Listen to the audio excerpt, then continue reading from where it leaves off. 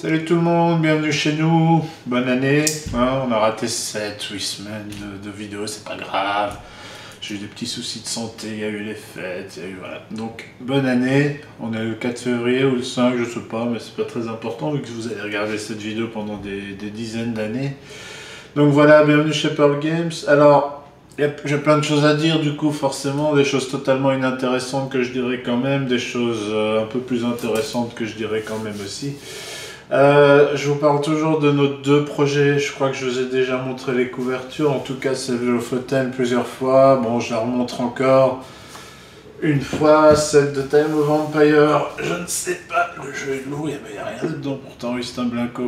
Voilà la couve en work in progress. Bon, elle est quasi finie, mais il manque le logo. Il y a le logo, mais on va le graver. Il manque 2-3 petites bricoles. Mais voilà. Alors, Time of Empire, ça tombe, on m'entend pas quand j'ai la boîte là. C'est un jeu de civilisation en temps réel, je vous l'ai déjà dit, regardez, on a mis les sabliers dans les titres là.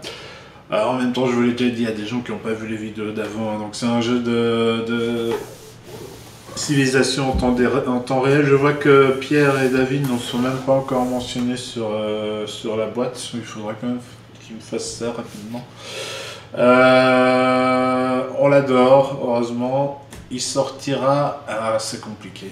Normalement, la Gen Con, bon, avec les semaines que j'ai perdues, même si Martin a travaillé comme un fou là-dessus, normalement, la Gen Con, voilà, on ne sait pas dire exactement, on va bosser dessus un maximum, on va finaliser les règles, on a encore des ergonomies à finir avec les graphistes, et l'illustrateur est quasi fini, hein, Gaël Lanurien, elle a quasi fini. Graphiste Pauline est en voie de finition, hein. Bon voilà, il y a encore un peu de travail. Donc il sortira avant Lofoten, hein. Ça je l'avais même pas déjà dit, mais il sortira avant Lofoten. On espère la Gen Con, sinon ce sera SN. Et à ce moment-là, on reporterait Lofoten, qui est notre premier jeu à deux qu'on voulait faire à SN. Donc on verra, il sera peut-être 2023 celui-ci. Mais je suis content de dire notre premier jeu de civ en temps réel, mais ça c'est même, je pense pas que d'autres l'ont déjà fait. Notre premier jeu à deux, voilà, on explore, on essaie des choses, on verra bien. On a fait notre premier Roll and Write. 3 Dice a bien fonctionné, j'espère qu'il continuera à fonctionner. C'est 3, les gens y jouent encore beaucoup, on en imprime beaucoup, j'espère qu'ils iront vers 3 Dice. Ceux qui ont l'esprit ouvert, parce que clairement ce sont pas les mêmes jeux, ce que je veux dire par là, je critique pas, il y a des gens qui aiment bien jouer à des gros jeux presque exclusivement, ils peuvent être déçus par 3. On voit le phénomène depuis que 3 Dice sur Board Game Arena, vous pouvez jouer en ligne. Faut y aller, il y a déjà pas mal de parties, mais aller sur Board Game Arena jouer à 3 Dice en ligne. On voit voilà, des gens déçus, oui c'est pas 3 Dice, ben non c'est pas 3 Dice, mais c'est un roll and write compliqué, voilà, mais c'est pas aussi compliqué qu'une partie de 3 Dice, ce serait compliqué, enfin, sur une feuille unique, faire quelque chose d'aussi complexe, ce n'est pas possible. Donc voilà, n'hésitez pas à aller vers 3 Dice si vous êtes moins joueur, si vous êtes gamer, qui aimez bien de temps en temps vous grillez quelques neurones, mais pas autant que d'habitude. Voilà, donc ça c'était pour l'actualité Pearl Games. Nos deux jeux sont là, vous pouvez jouer en ligne à 3 Dice et c'est déjà pas mal. Bon, il y a une mauvaise nouvelle, c'est qu'on ne sera pas à Cannes, donc on n'y sera pas du tout. Asmodée n'y est pas pour des raisons de sécurité. Je pense effectivement qu'à l'échelle d'Asmodée, à l'échelle du groupe Asmodée, il y a eu des cas de Covid, même si on a l'impression que tout le monde est malade pour le moment, mais qu'il ne se passe rien, c'est pas vrai, il y a des cas qui ont été assez graves dans l'équipe, enfin soit dans l'équipe, on est très nombreux. Donc voilà, c'est la plus grande prudence, donc on ne sera pas à Cannes. On espère être dans les autres festivals 2022, hein. Il y aura la Gen Con, mais ça peut-être que vous en foutez, mais soit. Il y aura la Gen Con, il y aura Paris Ludique, il y aura bientôt bien sûr SN, on espère pouvoir y être assez rapidement. Je vous parle maintenant des choses importantes, tout ça on s'en fout. Ma casquette, hein, je sais pas, moi j'ai acheté, c'était 50%, c'était les seuls, j'étais tout seul, elle était hyper assortie à mon manteau, mais j'ai peur que ça me fasse vieux, voilà. Donc vous, en commentaire, dites-moi. Vous pouvez aussi parler des jeux en commentaire, mais voilà, je sais pas, moi j'aime beaucoup, mais parfois j'hésite, donc aidez-moi. Voilà, ça c'était la chose importante. Alors, oui, j'ai reçu un colis. Voilà, je vais vous faire une ouverture colis. Alors, ce sont des amis. Quand je dis des amis, c'est qui travaillent avec Asmodée. Donc, c'est un placement produit. C'est un studio Asmodée, mais qui fait pas des jeux comme moi, mais qui fait du matériel. Alors, il s'appelle GameGenic. GameGenic, il faut absolument que vous retenez ce nom-là. Déjà, leur protège-cartes, ils font beaucoup de protège-cartes. J'en ai... Bon, évidemment, ils ont tout et ils sont top qualité. Je suis content d'avoir des protège-cartes top qualité parce que je suis un peu difficile sur mes protos. Il y a des protège-cartes de protège-cartes, enfin, ils font tout.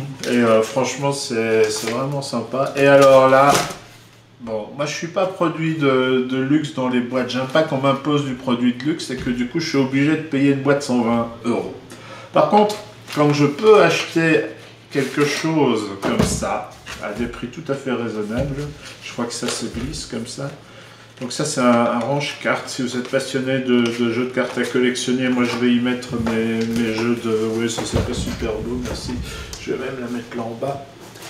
Je suis pas super passionné de jeux de cartes à collectionner, j'en ai pas des... j'ai pas suivi, voilà. Par contre, j'ai plein de jeux qui pourraient servir pour cette boîte-là.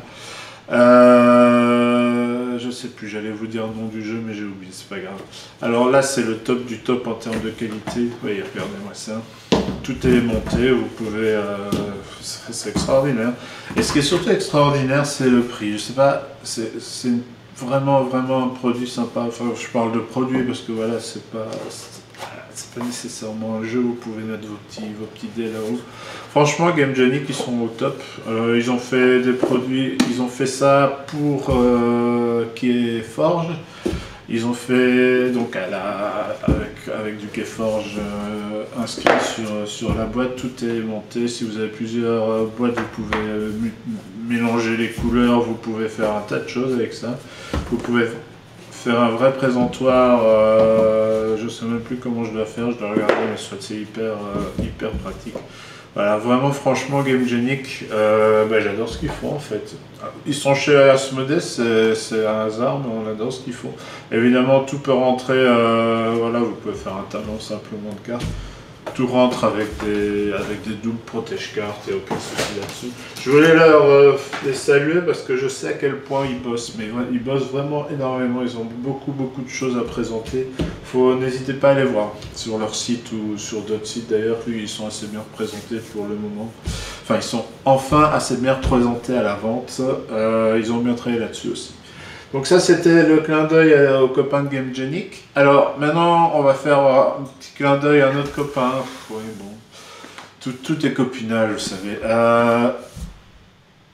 J'aime bien montrer un jeu sur lequel on a passé du temps, beaucoup de temps. C'est un jeu qui dure 40 minutes là, 30 minutes indiqué. On a donc passé moins de temps, mais on a fait énormément de parties, 10-20 en quelques jours, en quelques semaines. Alors évidemment, il y en a qui n'aimeront pas parce que c'est pas la révolution ludique. Il n'y a pas de mécanique extraordinaire, mais on a un temps de jeu assez court, on a plein de choses, c'est de l'égrenage de Meeple. Quand je dis un copain, Johnny Pack, on l'a vu qu'une fois à la Gen Con aux États-Unis, mais c'est un gars en or, on échange pas mal, voilà, ça c'est pour le côté copain. Illustré par The Miko, moi celui qui a fait toute la série des Vikings au nord là-bas de Shem Phillips, si je ne me trompe pas. C'est un super jeu, voilà, et on remercie, j'en profite pour remercier Super Meeple. Parfois je dénigre pas les gens qui traduisent, parce que avoir ça en français chez nous c'est génial, mais j'aime bien parce que voilà, ils respectent l'éditeur en mettant le logo. J'ai fait l'erreur sur la Granja, j'ai pas mis le logo original, mais ça voilà, je trouve ça vraiment génial. Super Meeple apporte vraiment beaucoup de jeux chez nous, c'est super. Et Final Frontier, c'est l'éditeur original qui a aussi fait... je ne devrais pas m'emmener dans d'autres jeux, mais il a fait la Baie des Marchands, ils ont fait la Baie des Marchands, ils ont fait Coloma, voilà. C'est des jeux qu'on aime bien, qui sont toujours signés Johnny. Mais honnêtement, on aime bien. Voilà, c'est pas parce que c'est un ami qu'on aime, il ne faut pas non plus exagérer. Donc pour une poignée de Meeple, allez-y. Bon, on est joué qu'à deux. Il faut dire qu'il n'y a pas trop d'analyse paralysis à deux. Peut-être qu'à 4, il y en a un peu trop. Le temps de jeu, je vous suis honnête avec vous, on a joué qu'à deux toutes ces parties-là. ça allait, peut-être qu'à 4 il y en a trop, je sais pas. J'ai pas essayé et je suis pas un devin non plus. Donc voilà, c'est embêtant quand il y a quelqu'un qui a rangé n'importe comment sa boîte. Super meeple avec pour une poignée de meeple. Le jeu de la semaine. Après ça, je fais quoi d'habitude? Oui, en fait, je fais tout de travers, mais c'est pas grave. C'est parce que c'est vraiment sympa. Genre, j'ai envie de vous en parler, même si ça va peut-être pas vous parler à vous. On adore un café-théâtre. Il n'y en a pas assez des cafés-théâtres d'humour. On a la chance d'être pas loin de Lille où il y en a quelques-uns. À Bruxelles, il y en a quelques-uns aussi. Mais on adore les one-man shows, voire plus hein, les shows. D'ailleurs, c'est pas un one-man show, c'est un two-man show.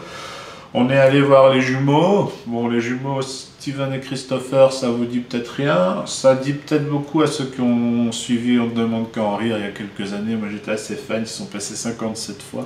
Donc je les connais, c'est de la télé, mais on les a vus pour la 4e fois ici à Lille. Et pendant le Covid, ils postaient des photos et derrière, on voyait des jeux, on voyait des trucs assez intéressants. Du coup, on a eu l'occasion de discuter ensemble de jeux. J'aurais ramené un 3 dice. Et c'était génial parce que les gars, moi je les admire beaucoup. Ils font des tournées, hein. C'est pas Jean-Marie Bigard, ils font pas des stades, mais ils sont très bien parce qu'ils sont jamais trop en dessous de la ceinture. Ils arrivent à être très drôles tout en restant là-haut, sans être un télo non plus. Soit un duo de comiques qu'on aime vraiment beaucoup. Et c'était vraiment sympa. On a parlé 15-20 minutes de jeu, d'humour et tout. Et là, comment vous faites pour avoir des idées? Mais oui, mais comment vous faites pour faire des sketchs? Est-ce que vous connaissez les autres auteurs? On est fan de Bruno Catala, tu le connais? Bah oui, je connais Bruno évidemment, c'est normal, comme vous connaissez d'autres humoristes. Enfin voilà, c'est un superbe échange et c'est vraiment chouette quand il y a des mondes comme ça qui se croisent. Bon, évidemment, c'est dur de faire des choses ensemble, mais voilà, je voulais vous parler de cette anecdote-là parce que c'était vraiment agréable et c'était la semaine dernière. J'aurais pu oublier plus tard. Ah oui, je termine toujours avec mon t-shirt. J'ai toujours des jaquettes, c'est pratique. Buy to Spill, je le trouve très très beau ce t-shirt. En fait, c'est la couverture de Keep It Like Secret, j'ai un accent extraordinaire, qui est sorti en 1999, un de leur meilleur album, Perfect From Nowhere, est pas très loin. On les a vus en concert pour leurs 20 ans, enfin pour les 20 ans de la sortie de cet album-ci. Enfin, c'est une voix extraordinaire, c'est un univers, d'ailleurs, c'est pas tant que ça un groupe, c'est surtout le chanteur Doug March qui s'est entouré de pas mal de personnes depuis toutes ces années. Et c'était génial, on l'a vu en concert, on n'avait jamais vu ça. Le gars il a fini, il met ses médiators dans un sac à dos, il met son sac à dos sur le dos et il part. Enfin voilà, je fais mon petit concert, c'était très rigolo. Le concert était vraiment très bon. Pour la petite histoire, c'est le tout premier groupe que j'avais vu en salle parce qu'ils avaient ouvert pour les Foo Fighters en 95 et je m'en foutais à l'époque. Parfois on a des regrets comme ça. Un de mes plus gros regrets, c'est de ne pas avoir été sérieux pendant un concert de Black Sabbath avec Ozzy Osbourne au chant, je connaissais pas. Voilà, je fais chier mon copain qui adorait. On mettra un bip. Donc voilà, il y a des regrets comme ça. J'ai vu le groupe en 95 et je connaissais pas. Voilà. Ça c'était le côté musique. On a parlé de beaucoup de choses, j'espère qu'il m'en restera pour l'année, sinon on refera une vidéo en 2023, hein, mais voilà. Merci à tous et n'oubliez pas de me dire pour la casquette, c'est important. Salut!